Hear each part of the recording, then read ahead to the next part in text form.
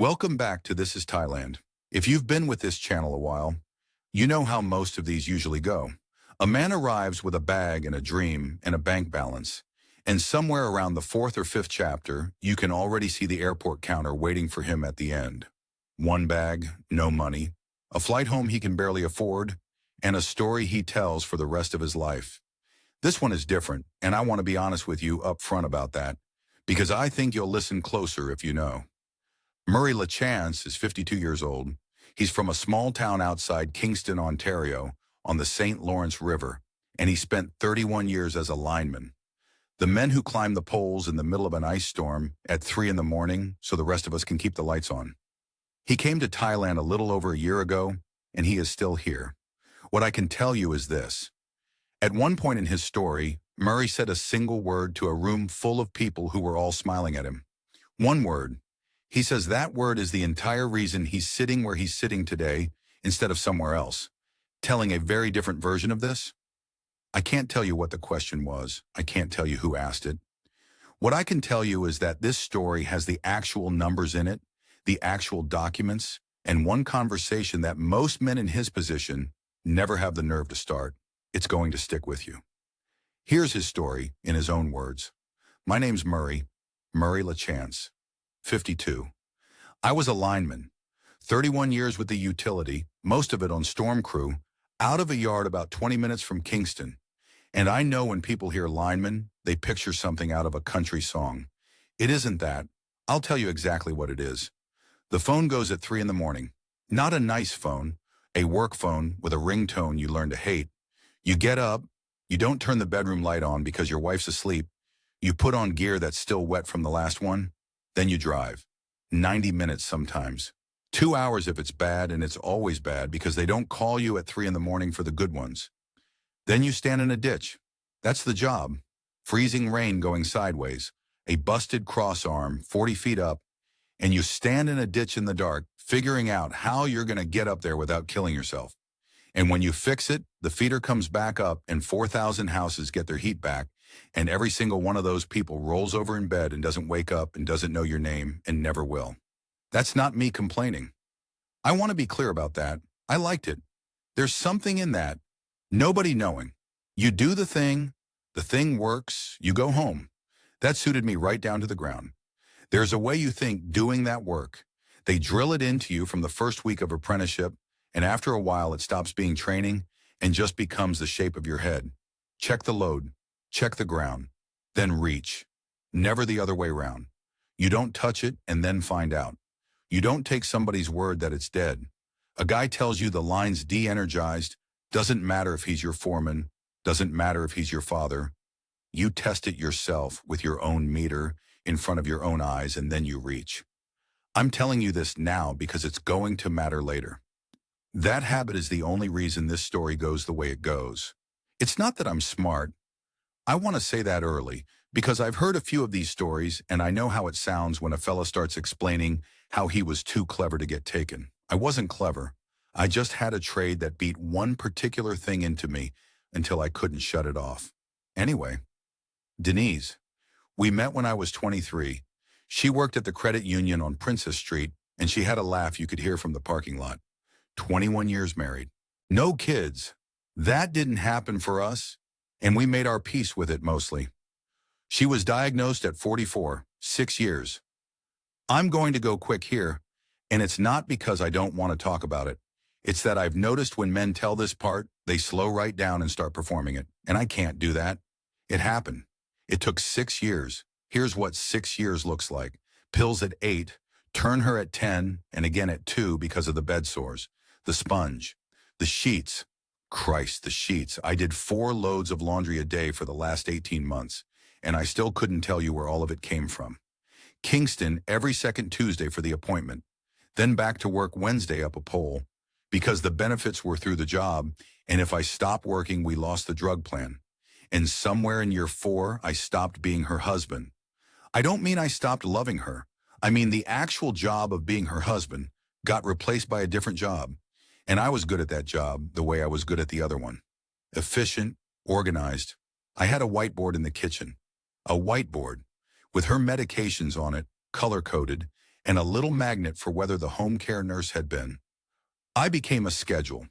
That's the only way I know how to put it. I was a very well-run schedule with a man's name on it. She died on a Thursday in February, and here's the part one never been able to say right.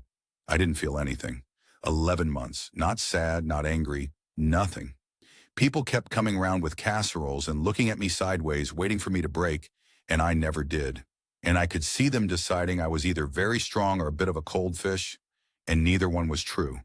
The truth was much stupider than that. The truth was that for 6 years my whole life had been a routine, and then the routine got canceled. That's it. That's all it was. You know when the power goes out and the fridge stops, and you never notice the fridge is making a noise until it isn't? 11 months of that. Just the noise being gone. I kept working, kept the lawn nice. Really nice, actually. I got obsessive about that lawn, and I'd like to say I've made peace with how ridiculous that was, but I haven't. It was my brother Ray who said it. 11 months in, sitting on my porch, the two of us not talking, and he says it without even looking over. You're not grieving, bud. You're idling. And I wanted to tell him he was wrong. I sat there for a good while. I do that. I go quiet before I answer. Always have. People think it's slowness, and it isn't. It's just checking the load. I sat there and I looked for the part where he was wrong. Couldn't find it. So I want to be clear about the next part, because people always want it to be more of a story than it was. There was no moment, no sitting up at 3 in the morning with a revelation. I didn't watch a documentary. I didn't have a bucket list. I've never had a bucket list in my life. I don't know what I'd put on it. Drywall the basement, maybe. What there was Gilles. Gilles Tremblay. Retired troubleman off my old crew, 10 years older than me, hands like a bunch of bananas. He'd gone to Thailand 4 years before, up outside Chiang Mai. And every so often he'd send something to the crew group chat that nobody responded to because we all hated him for it. And in February, the February after Denise, the one where Ray said what he said, I'm standing in the yard at 6 in the morning with an ice scraper, chipping the truck windshield, and my phone goes. It's Gilles. Photo of himself. Sitting on a plastic stool at some little roadside place. Bowl of noodles, t-shirt, flip-flops, sweating. Caption said something ignorant. I won't repeat it. -26 that morning. I know because I checked, and then I stood there and checked again, like the number was going to have changed. I didn't decide anything that day. I want to be honest about that too. What I did was I started looking things up at night the way you look up a thing you have no intention of doing. Flights. What an apartment costs. Whether they've got proper hospitals. I did that for about 5 months, which if you knew me would tell you everything. I once spent a full winter researching a snowblower. Then in the summer I sold the house. Here's the part one think matters. And I'm going to go slow because this is the boring bit, and the boring bit is the whole reason I'm not in a story with a sad ending. The house on the county road went for $285, paid off the last bit of mortgage, real estate fees, all that. The bush lot behind it, 12 acres. We'd bought it in '04 with the idea of building something, and then Denise got sick and we never did. That went separate to a neighbor for 41. After everything settled, I had 205,000 Canadian cash sitting in a bank account in Kingston, plus the utility pension, which lands every month whether I deserve it or not. Not enormous money, but for a guy who spent 31 years in a bucket truck, more money than I'd ever had in one place. And here's what I did with it. Nothing. I mean it. I put a chunk of it in a GIC ladder, boring stuff, and I left the rest in the account. And I did not move one single dollar of it out of Canada. Not one. Not then, not later, not for the whole first year. That wasn't wisdom. I'm not going to pretend it was. It was mostly that I'm cheap and I don't trust anything I can't put a meter on. But I've since met men out here who wired everything over in the first month because a bank in Bangkok gives better interest. And then something happened. And, well, you'll hear those stories on this channel. You've heard them. Then the ticket, 90 days, return leg booked, paid, sitting in my email. Not one way. That's the detail I want people to hear, because everybody skips over it. A man with a one-way ticket has already decided. Everything he sees after that, he's going to bend to fit the decision he already made. Because who wants to admit they sold the house for nothing? A man with a return leg is still allowed to look at something and say, no, that's not right. I went to look. I did not go to move. I had a flight home on the 14th of November, and I fully expected to be on it. Landed in Bangkok, connected up to Chiang Mai, and walked out of that little airport into the air. Nobody prepares you for the air. It's not heat exactly. It's that the air has weight to it, it's got a thickness, and it comes at you all at once and sits on your chest like a wet coat. September, so it was still the tail end of the rains. 20 minutes in and my shirt stuck to my back, and I'm standing there grinning like an idiot in a parking lot. And then I looked up. Now, I'm going to lose some of you here, and I've made my peace with that. The power distribution in Chiang Mai is the most magnificent thing I have ever seen in my life. I'm serious. I stood on the side of a road with my suitcase and I stared up at a pole for probably 4 minutes. There were, I couldn't count them, 40, 50 conductors coming into one pole, bundled, looped, coiled up in these big nests like something a bird made. Splices done with what looked like electrical tape and hope. A transformer hanging off a bracket at an angle you could describe as optimistic. Comms cable, power, somebody's cable TV, all sharing. Back home you do that, you're fired. You're fired the same day and there's a safety stand down and everybody has to watch a video. But here's the thing, the lights were on. Every light in that city was on. 31 years of Canadian standards, of clearance requirements, of a supervisor who'd write you up for a sloppy dead end, and here's a system held together with tape doing exactly the job mine did.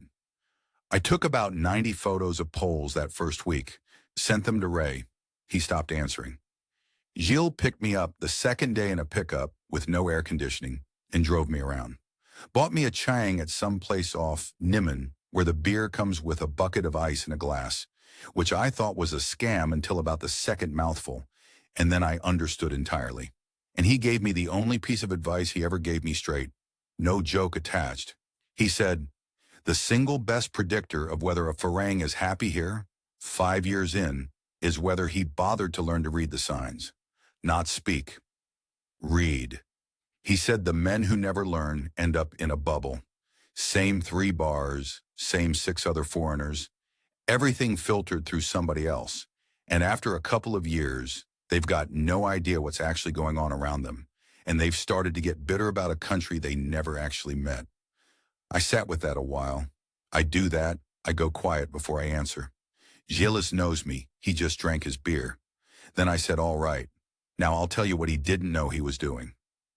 I never went to college. Ray went. I didn't, and there's a soft spot there I don't like poking. So when Gilles said, learn to read, part of me heard, you can't. And I've never in my life been able to leave that alone. So on the Monday of week 2, I walked into a language school on Nimmenhamen Road. Little place up a flight of stairs above a coffee shop, 3 classrooms, an air conditioner that dripped into a bucket. The whole floor smelled like coffee from underneath and incense from the spirit house out front. Paid for the beginner course. 8 weeks. And there was a woman at the front desk with a stack of receipt books and a stapler, and she took my money and she asked me to say my name in Thai the way it was written on the form. I said it. She said it back to me correctly and waited. I said it again, wrong. She said it back again. Same patience. No smile, no fuss, just again. We did that 4 times. There was a queue forming behind me. Her name was Knock. Knock. That's not her real name, obviously. Nobody uses their real name here. Everybody's got a nickname their mother gave them when they were about 2, and it usually means something ridiculous. Knock means bird. I've met a fat, a pig, a bank, and a girl called Benz. You just go with it. 39. Divorced. 1 son Beam at university down in Khon Kaen, 2nd year, studying something with computers that she explained to me 3 separate times, and I still couldn't tell you. She had her own apartment about 10 minutes from the school on a little soy off Huai Khao, and a Honda Wave that was older than her son, and a salary from the school that was not much but was hers. And for 6 weeks, that woman corrected my tones and did not do one other single thing. I want to sit on that a minute, because I know what this genre sounds like. Man arrives, meets woman. 3 days later, they're picking out curtains. That's not what happened. What happened was 6 weeks of me being bad at something in front of her. Thai's a tonal language, if you don't know. 5 tones, same word, 5 meanings, and if you get it wrong, you've said something completely different and usually something stupid.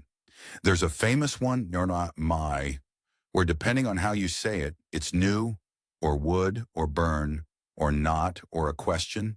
There's a sentence you can build out of nothing but that word that means something like, does new wood burn or not? Every language school teaches it. Everybody thinks they're the first person to find it funny. I was terrible. Genuinely, embarrassingly terrible. 31 years of talking to men in bucket trucks does not leave you with a subtle ear. And there's Knock at the front desk between classes with her receipt books and her stapler, going again, not smiling at me, not flirting, not doing anything except waiting for me to get it right. 4th week, I finally got the rising tone on something, and she nodded once and went back to her paperwork. That was it. That was the whole reward. And I'm going to tell you something that'll sound daft. I hadn't been useless at anything in about 20 years. You do a job 3 decades, you're competent at everything you touch. Sitting in a room being incompetent and having somebody just calmly wait for you to be less incompetent. I hadn't had that since I was an apprentice. There was something in it. 6 weeks in, I asked her to lunch. She said no. Not rude about it, just, nah, no thank you, I eat at home, and went back to the stapler. Now here's where a lot of fellows would either sulk or double down. I did neither, mostly because I'd already talked to Gilles. Let me back up because that conversation deserves its own bit. 2nd month up at his place outside town. He rents a little house near May Rim with a mango tree and a dog that hates everybody, sitting on plastic chairs with a bottle of Hong Thong and a big bag of ice, because that's how he drinks now, whiskey and soda, and about 6 pounds of ice. And I asked him straight out, I said, all right, tell me how it goes wrong. And he did. Took about 2 hours. He laid it out like a job safety analysis, which I appreciated more than he knew. It starts small, he said, always. Something for her mother. A few thousand baht, nothing. You'd spend it on beer. Then the emergencies start, and there's a rhythm to them. One every 5 or 6 weeks, always urgent, always a number. Then there's the buffalo. There's a genuine buffalo somewhere in half these stories, and I couldn't believe that at first. But I've since met a fella from Sheffield who paid for the same buffalo twice. Then the monthly. You start sending a fixed amount, and it never goes down. It only ever goes up. And it's never renegotiated because nobody wants to be the one to bring it up. Then land. That's the last stage, he said. Land or a house. Big number in her name because it has to be. Foreigners can't own land here, full stop. That's the law, and it doesn't bend. And by the time you get to the land, you're 18 months in, and you've already paid for the hospital and the tuition and the buffalo, and saying no at that point feels like calling the last 18 months a lie. And then he said the thing I actually think about. He said, Murray, every single one of them was warned. Everyone. Not one man out here got taken because nobody told him. They all got told. They all had a yellow. I said, so what's the difference? He said, they stopped checking around month 3. Once it starts feeling good, they stop looking because looking feels like an insult to somebody they've decided to love. And I said, I remember this. I said, that's just a hot stick. He knew exactly what I meant because he'd been a lineman too. A hot stick's the fiberglass pole you use to test a line. You don't stop using it because you're pretty sure the circuit's dead. You don't stop using it in year 20 because you've been right 19 times. You use it every single time until you retire, and you use it on the last day exactly the way you used it on the first. That's the whole thing. That's the entire piece of wisdom in the story, and I got it from a drunk man in a plastic chair. So when Knock said no to lunch, I didn't take it as a knock. I took it as data, because a woman who wants something from you does not say no to a free lunch in month 2. 2 weeks later, I asked again. She said yes. We went to a little cow soy place off Nimon. Northern curry noodle, coconut and turmeric, crispy noodles on top, pickled greens on the side, about 60 baht a bowl, which is $2 Canadian and better than anything I ate in Ontario in my life. She paid for her own. I tried. She just put the money on the tray and gave me a look. And I've since learned that look is not about money at all. It's about not being a certain kind of woman in a certain kind of story. She knew what the story looked like from outside. She'd worked at a language school on Niman for 11 years. She'd watched it about 40 times. So, the money, months 1 to 4, since I said I'd track it, and I will. Apartment near Santitham, 1 bedroom, decent, 12,000 baht a month, which is about 470 Canadian. School fees worked out to roughly 4,000 a month. Food, maybe 8,000. And that's eating out 3 meals a day. That's not sacrifice. Motorbike rental, 3,000. Bits and pieces, another 1,000. 28,000 baht a month.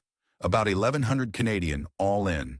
To knock over those 4 months, nothing. Not a phone. Not gold. Not a motorbike. Not rent. Not a single baht for anybody's mother. She never asked and I never offered, and I want that on the record because of what comes later. Because when she finally did ask me for something, I had 4 months of her not asking, sitting behind it. Month 4, we were seeing each other properly. I still had a flight home booked for November. I still hadn't canceled it. Month 5 is when it stopped being a thing I was doing and started being a life. I canceled the November flight. Took the fee on the chin, about $240, which annoyed me more than it should have. And I want to be clear, I didn't cancel it because of knock. I canceled it because I'd been up at 5 o'clock every morning for 11 weeks without an alarm, and I hadn't done that since I was 30. That's the thing nobody tells you about the heat. You get up early. The whole country gets up early. 6 in the morning outside my building on Sanatham. Monks coming down the Sowai in a line. Orange in the gray light, barefoot, and the woman from the noodle stall on the corner already down on her knees on the pavement with the rice. Temple bells somewhere. Dogs. Somebody's rooster that had no business being in a city, and I'd stand there with a coffee in a plastic bag. They give you coffee in a bag here with a straw in it. Took me weeks to stop finding that funny. And I'd think, I feel all right today. I hadn't thought that in about 7 years. So, months 5 through 9. The school's breaker panel had been tripping about twice a week since I started, and everybody just lived with it. You'd be halfway through a class, and the aircon would drop, and Crew Anchele would sigh, and go down the stairs and flip it back and come up again. Every school in Thailand has one of these. It's practically furniture. I looked at it in the 3rd month and didn't say anything, because when you're a tradesman abroad, you learn quick that walking in and telling people their wiring's wrong is a fast way to be the guy nobody likes. But in month 5, I asked. Properly in Thai, bad Thai, but I asked. Could I look? Turned out there was a 2.5 horsepower aircon compressor and the whole back office run sharing a 20 amp breaker, and somebody had at some point wire nutted an extension into the panel itself, which I'd rather not describe further. Took me most of a Saturday and about 1,800 baht in parts, which is $70. They tried to pay me. I said no. That was the single best thing I did that year, and it had nothing to do with money. I found out much later, months later from Knock's boss, not from Knock, that the whole staff had talked about it for weeks. Not because the aircon worked, because I'd asked first and then refused payment. Around here, that's a thing you can do that says something about you that 100,000 baht couldn't. Anyway, month 6, we went to her mother's, Isan. Little village outside Royet, about 8 hours from Chiang Mai if the bus behaves, which it doesn't. And I want to tell you honestly what I was thinking on that bus, because it isn't flattering. I was braced. I'd had Gilles' briefing. I'd read the forums, which, don't read the forums, incidentally. It's 400 angry men in Yom Tien who all lost the same house. I fully expected to be walked into a room and assessed. The rich Canadian, prices discussed, maybe a number mentioned by the end of the 2nd day. Here's what actually happened. Her mother, May Tim, about 65, 4'10", met us at the road and grabbed my forearm with both hands and laughed at how big it was. Then she fed me. Then she fed me again. Somtam with so much chili in it, I genuinely could not speak for a period, and everybody watching me eat it and finding it hilarious. And the grandmother, 91, no teeth, sitting on a woven mat, laughing so hard she had to lie down. Sticky rice out of a basket, grilled catfish, larb moo, warm Leo because the fridge is for the fish, not the beer. 3 days. And in 3 days, not one person asked me for one thing. They asked about Canadian winters. Repeatedly. They could not get past the snow. May Tim wanted to know what you do about the rice paddies when it's frozen, and I had to explain we don't have any, and she looked at me with genuine pity. Nobody asked what I did for work. Nobody asked what I had. I'd prepared, and this is the embarrassing part, 1-500 actually prepared a little speech about my situation, rehearsed it on the bus, never used it, sat on it for 3 days like a man with a fire extinguisher at a picnic. Her father was there, some shy, thin fella, very quiet, sat off to the side mostly and did a lot of nodding. He was gray around the mouth in a way I'd seen before, on my own dad, ankles swollen up over the tops of his sandals. Nobody mentioned it. I noticed and I didn't ask because you don't, and I've thought about that since. Month 8, Knock asked me for money. First time. And I want to walk you through it because the how of it matters more than the what. Beam's tuition, second-year fee at the university in Concane had gone up, plus a lab charge, and she was about 40,000 baht short, roughly 1,570 Canadian. She didn't hint. She didn't get quiet and sad for 3 days and wait for me to ask what's wrong, which talk to enough men out here, and you'll hear that exact maneuver described about 900 times. She sat down at the table with a printed page from the university, put it in front of me, and said the number out loud, and then she looked physically ill about it. That's the part. She hated doing it. Her ears went red. I paid it, same week. But I said something first, and I said it in plain words, and I made her hear me say it. I said, I'm glad to do this. This is a gift for Beam, one time. Not every term. If there's a next time, we'll talk about it then, and the answer might be no. And if the answer's no, it doesn't mean anything about us. She said, okay. That was it. No tears, no argument. Okay. Now people hear that and think it's cold. Canadian bloke, sitting there laying out terms like a work order. Here's how I think about it. You've got a bundle of conductors and none of them are labeled. Works fine. Works fine for years. Then one day somebody who isn't you opens that panel in the dark and puts a hand on the wrong one. You label the circuit. You label it on the day you run it, not later. It's not cold. It's the least cold thing there is because it means the next fella doesn't get hurt. The rest of those 5 months, roughly, the same 28,000 a month living costs, plus maybe 5,000 to 6,000 extra on shared stuff. Trips out to Pai, a weekend down in Bangkok where we stayed at some place off of Sochi, and I got fleeced by a tuk-tuk driver in a way I've made peace with. Say 34,000 a month all in, 1,300 Canadian, and I'd have spent more than that in Ontario keeping a lawn nice for nobody. 2 things happened in that stretch that I clocked and filed away. The uncle started turning up. Anan, Knock's mother's younger brother, lives out near May Rim, drives a pickup with a Buddha amulet the size of a coaster on the dash. Nice enough fella. Loud. And on the 2nd or 3rd time we ate together, he started asking me about property prices in Canada. What does a house cost? What does land cost? How much for one rhyme? I answered honestly and thought nothing of it, and I'll tell you what I told myself. Everybody in the world asks a foreigner what things cost back home. I've asked it myself. It's small talk. And I was mostly right. That's what makes it dangerous. It was mostly small talk. Then Knock's cousin Fawn added me online and started sending me things. Stickers mostly. Cartoon bears with hearts. Nothing else, ever. Not one request. I noticed both of those. I didn't stop noticing.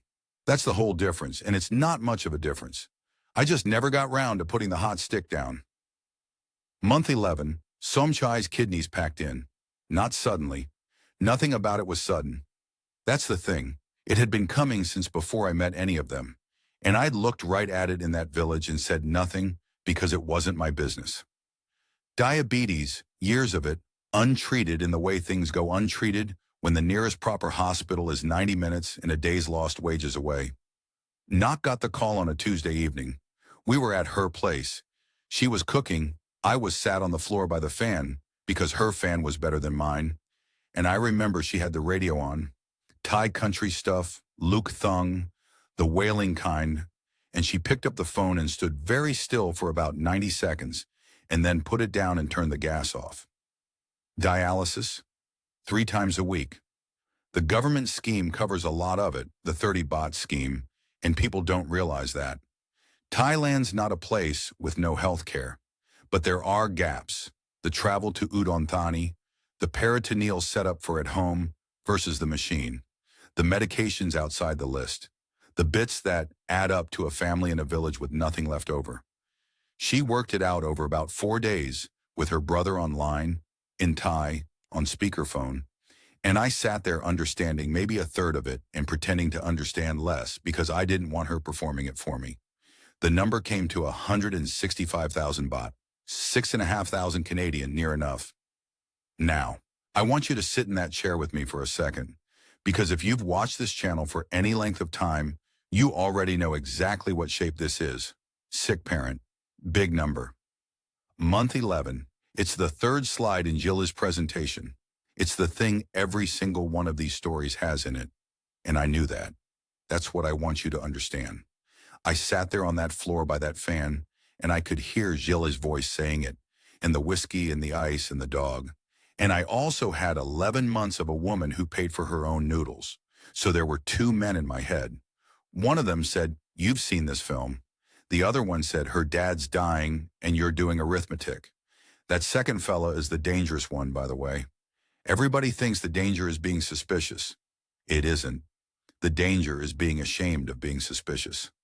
9 out of 10 men who get taken apart out here didn't get fooled. They got embarrassed. They knew the question they should ask, and they couldn't stand the sound of themselves asking it. I nearly didn't ask. I got as far as reaching for my phone to just transfer it. Had the banking app open, and then I sat there with my thumb over the screen and I thought about the hot stick. Because that's the whole point of a hot stick. It's not for the lines you think are live. Any fool tests those.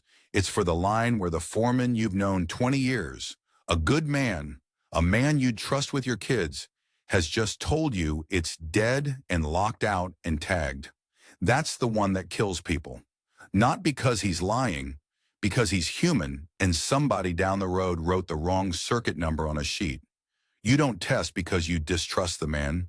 You test because you can't see electricity. So I asked, and I'll tell you, my mouth was dry. 52 years old, 31 years of climbing towers in ice, and I was frightened of a woman at a kitchen table. I said, "Before I send this, can I see the hospital paperwork? And can I come with you on Thursday?" I said it in English because my Thai wasn't up to the nuance, and I didn't want to fumble it. She was quiet a second.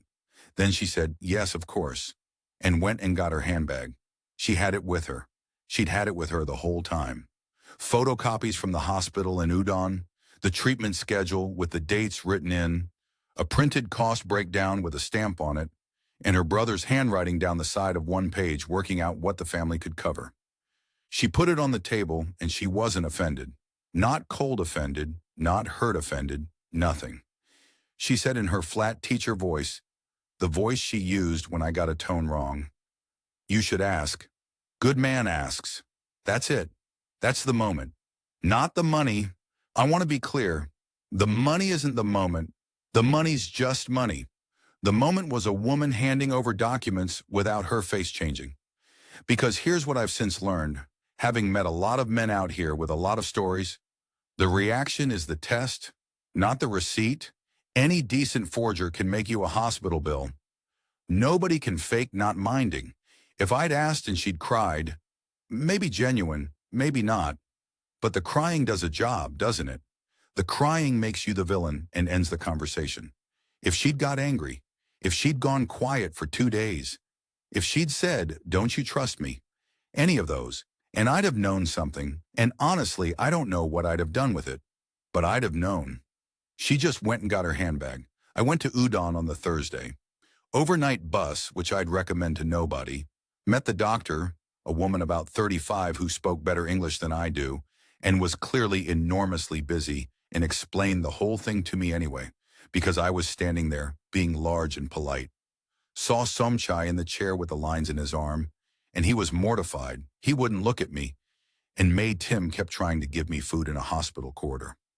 I paid it that afternoon.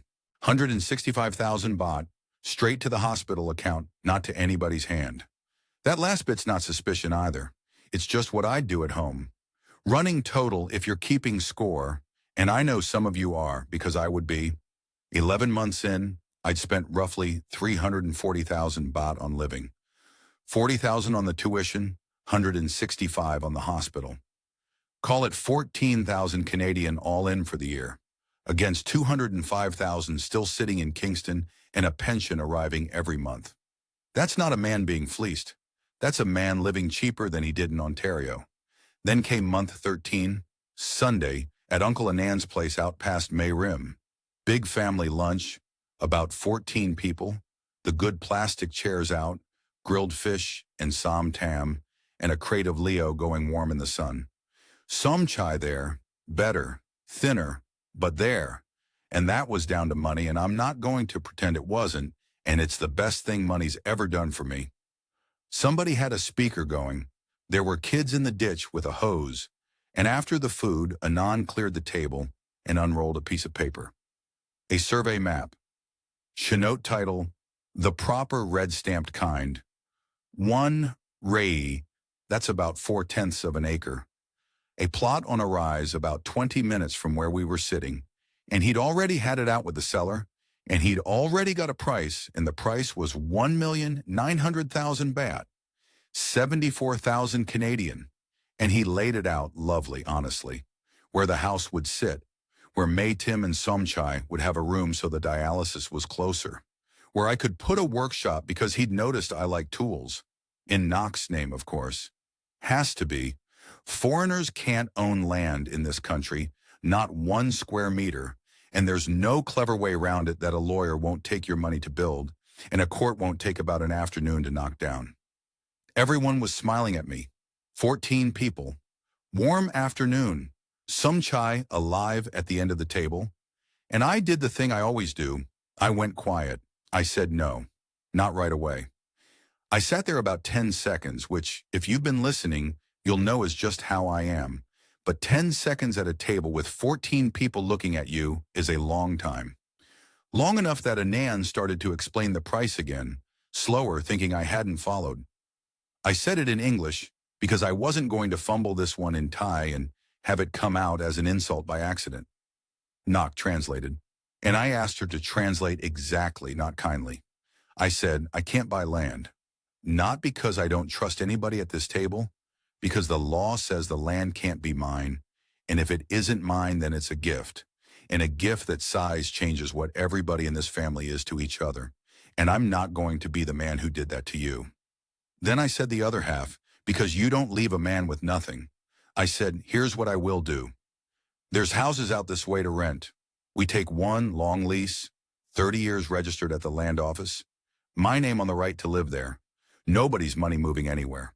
Room for May Tim and Somchai in it. I'll pay the rent out of the pension every month till I'm dead. And I'd done my homework on that, by the way. Weeks of it, since about the 3rd time Anand asked me what land costs in Ontario, a usufruct, Sithi Kepkin they call it. It's a real thing in Thai law, registered on the back of the title deed at the land office. Gives a foreigner the right to use and live on a property for life or up to 30 years. Doesn't make you an owner. Nothing makes you an owner. But it's a right that exists on paper with a government stamp on it, and it can't be sold out from under you on a Tuesday. Costs about 100 baht in fees. 100 baht. $4. Nok translated it, all of it, and then nothing happened. That's what I wasn't ready for. In Canada, in my Canada anyway, in a yard full of linemen, you say no to a man and he argues. He gets red. He says you're being tight. You say he's being pushy, somebody swears, and then 20 minutes later, you're both drinking, and it's over, and it's genuinely over. Here, Anand smiled. He nodded. He said something short that Nok didn't translate. He rolled the map up, neat, and put an elastic band around it. And then he asked me if I wanted more fish. Everybody went back to talking. The kids were still in the ditch with the hose. Somebody turned the speaker up, and I sat there with a plate of fish thinking, well, that went fine, and knowing absolutely that it hadn't. 3 weeks. 3 weeks of the politest hell I've ever been in. Nothing changed and everything did. Knock was affectionate. She was normal. She cooked. She corrected my tones. She laughed at me on the motorbike. Every time I asked her, and I asked about 6 times, which for me is roughly 600, she said nothing is wrong. And nothing was wrong. That was true. She wasn't lying to me. But something was sitting in the room with us and it had a shape and nobody would name it. And I have never in my life been so useless. Because here's the thing about being a man who fixes things. Give me a fault and I'll find it. Give me a whole substation and a flashlight and I'll be there till Tuesday, but I'll find it. What I cannot do, what I have never been able to do, ask Denise, ask my brother, is deal with a fault nobody will admit is a fault. Krangjai, that's the word. People translate it as consideration or deference, and that's not wrong, but it's not it either. It's the impulse to not put your trouble on somebody else, to not make another person uncomfortable, even at your own cost. It is genuinely one of the kindest things about this country, and it will take a Canadian apart at the seams. I lost about 6 pounds in those 3 weeks, and I'm not a man who misses meals. Then, the wedding. Cousin of Knox, out at a village near Sankampang. Big do. Tent in the road, plastic chairs again, a band with an electric organ, whiskey and soda going round in buckets, and about 200 people I'd been introduced to before and could not name. And Fawn, the cousin, the one who sends me cartoon bears. Fawn sat down next to me about 11 at night, half a bottle in, and started talking. Her English is decent, better than she lets on. She was being friendly. I want to be very clear about that. She was not warning me, and she was not scheming. She was making conversation with a large Canadian at a wedding, and she said, I'm paraphrasing, she wandered a bit. She said it was a shame about the house. Everyone had been so excited. Her mother had already been talking about which room May Tim would have. And had I seen the plot, it's got a lovely view over toward Doi Suthup. I said, when did people start talking about it? She thought about it. She said, oh, since Udon, since you paid for Uncle Somchai. 8 weeks. 8 weeks of an entire family quietly arranging their futures around a house I had never once mentioned, never hinted at, never been asked about, and not one person had said a word to me. Not because they were hiding it, because to say it out loud and have me say no would have been unbearable for everybody. For them, for asking, and for me, for refusing. So nobody says it. It just sits there, growing, until the day the uncle rolls out a map at lunch, and the whole thing is presented as a nice surprise. I sat in that plastic chair with the organ going, and I felt something I've never had a proper word for. Not betrayal. Nobody betrayed me. Nobody lied. Nobody asked me for 1 baht. It was more like, you know when you've been reading a gauge for an hour, and then you notice it's the wrong gauge. It's not that the gauge lied. You just weren't reading what you thought you were reading. I'd learned to say the words, I'd got the tones right, and I had understood nothing. I told Knock the next morning, and then I did the hardest thing I've done since Denise, which was to force a conversation that this entire culture is built to prevent. I sat her down on her balcony, 7 in the morning, motorbikes going past, and I said in the worst Thai you have ever heard, I need you to tell me the true thing, even if it makes me feel bad, especially then. She cried, properly, which she doesn't do, and she said it in English so I couldn't misunderstand. Yes. They assumed. Everybody assumed, since Udon. Then she said, but I never asked you, and I would never have asked you, and I believe her. I want to be honest about how much I've turned that over, because a suspicious man could say she didn't have to ask. That's the point. The family asked so she doesn't have to, and her hands stay clean. I've thought about it for months. I've thought about it at 3 in the morning. I don't believe that. I believe her, and I've decided that even if I'm wrong, I'd rather be a man who trusted somebody who earned it than a man who spent his last 30 years running a background check on a woman who paid for her own noodles. But believing her didn't fix anything, because the assumption was still there. It was still sitting in that family like a bad splice in a wall. Working fine, nobody can see it, and one day it's a fire. So we had to go and find it, and open it up, and label it. It took 2 months to build the thing that neither of us had been handed. That's what I want to call it, because agreement sounds like lawyers and understanding sounds like it happened by itself. And it did not happen by itself. We sat at her kitchen table with the fan going and we wrote it out on paper. And it took about 9 evenings and one proper row. Here's what's in it. I'll give you the whole thing because this is the part that's actually worth something to somebody watching. 10,000 baht a month to her parents. 390 Canadian. Fixed, agreed in advance. Arrives on the 1st, no discussion needed, no asking, no anybody having to work up the nerve. That's the key bit, and I'll come back to it. Medical is separate in case by case with paperwork, and neither of us gets to be embarrassed about the paperwork. That's written down, actually written down in 2 languages. No land, no lump sums, no business, and the money stays in Canada. All of it. I keep 800,000 baht in a Thai account because immigration requires it for the visa, and that's the law, and I'm not clever enough to argue with the law. Everything else sits in Kingston, where it's been the whole time. Now, the monthly. People hear that and think it's the soft bit, the bit where I caved. It's the opposite. It is the single most protective thing in the whole document, and here's why. Without a fixed number, every single request is an event.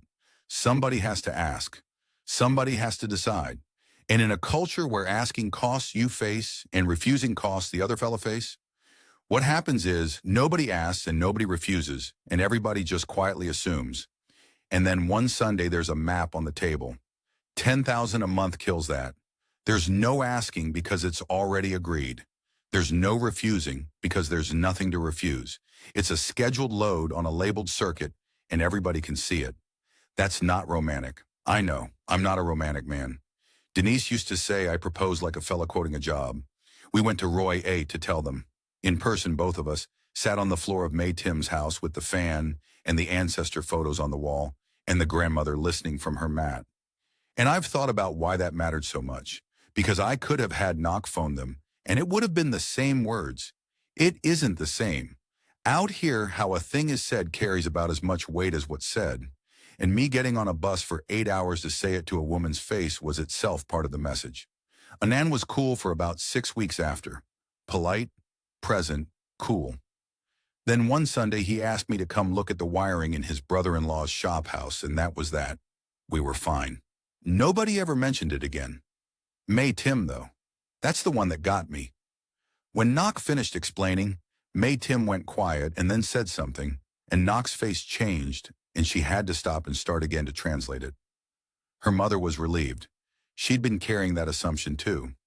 65 years old, sick husband, and for 8 weeks she'd been lying awake with this enormous thing hanging over her.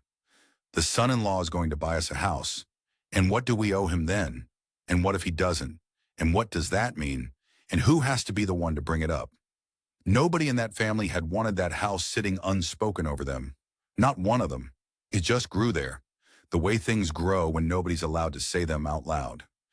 I've turned that over a lot, because the version of this story where I'm the hero is, Farang stands up to grasping relatives. And that's not what happened. What happened is a room full of people were all trapped in the same silence, and the outsider, the one too foreign and too blunt to know he shouldn't, was the only one culturally free to open his mouth. That's not virtue. That's just being the only fella in the room who didn't know the rules. So, where I am now, rented house out past May Rim, 2-bedroom concrete, tile floors, a mango tree in the yard, and a spirit house by the gate that I keep the flowers on because it's the neighbor's business as much as mine. $12,000 a month, $470. 30-year usufruct registered at the land office. My name on the deed's reverse. Cost about 100 baht. Landlady thought I was mad for wanting it. She still did it. May Tim and Somchai have the back room 3 weeks in 4. Somchai's on peritoneal at home now. He does it himself 4 times a day, and he's put on 11 pounds and taken up growing chilies with an intensity I'd call unhealthy in another man. We married 8 months ago. Amphor office in San Sai, 20 minutes. 2 witnesses, a photocopy of my passport.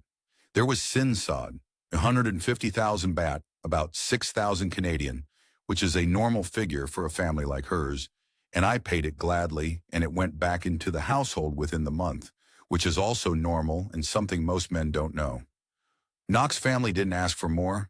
Anand floated a number once at the start, and May Tim shut him down herself. Beam graduates in the spring.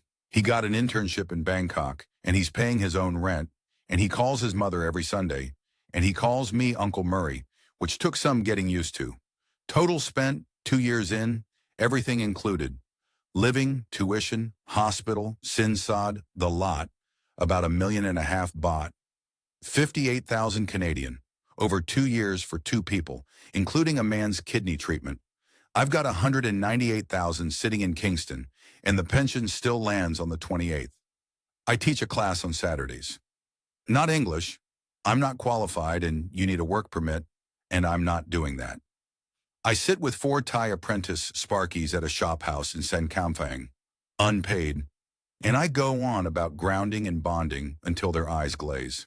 My Thai's still bad. Their patience is enormous. Gil comes sometimes to laugh at me. And here's the last thing. I am not a smarter man than the fellas in the other episodes on this channel. I want that said plainly because I know how this sounds and I've hated hearing it from other men. I got lucky in exactly one way. I had a trade that spent 31 years beating one single habit into me. You test it before you touch it every time, even when you're sure, especially when you're sure, and you never once let being embarrassed stop you from putting the stick on the wire. That's all I brought. That and a return ticket. The rest of it, knock, this house, Samchai growing his chilies out the back. That's not something I earned by being clever. That's something that was allowed to happen because I didn't blow it up first. You can love the whole family. You just can't be the whole grid. That's Murray LaChance. We want to be careful here because a story like this is easy to mishear. This is not an episode about a man who found a good woman and got rewarded for deserving her. Plenty of men who did everything right have ended up at that airport counter anyway. And plenty who did everything wrong are perfectly happy. Luck is real and it's in this story too. But 4 things in Murray's account weren't luck, and they're the reason we ran it. He booked a return ticket, he kept his money where his law protects it. He asked for the paperwork and paid attention to the reaction, rather than the receipt. And when the moment came, he said no out loud, in front of everybody, and offered something real in its place. And that last thing deserves the final word. What Murray hit was not a scam. Nobody in that family lied to him or asked him for a baht. He walked into an expectation, a sincere one, held quietly by people who loved their daughter and their sick father and could not bring themselves to say it. And treating every cultural obligation as a con is its own way of losing. Men do it every day out here. They arrive suspicious, stay suspicious, and end up bitter in a bar in Yomtien surrounded by other men who agree with them. The skill isn't suspicion. The skill is knowing the difference and being willing to say the difference out loud, kindly once. Thanks for watching. If this one gave you something, you know what to do. And we'll see you on the next. This is Thailand.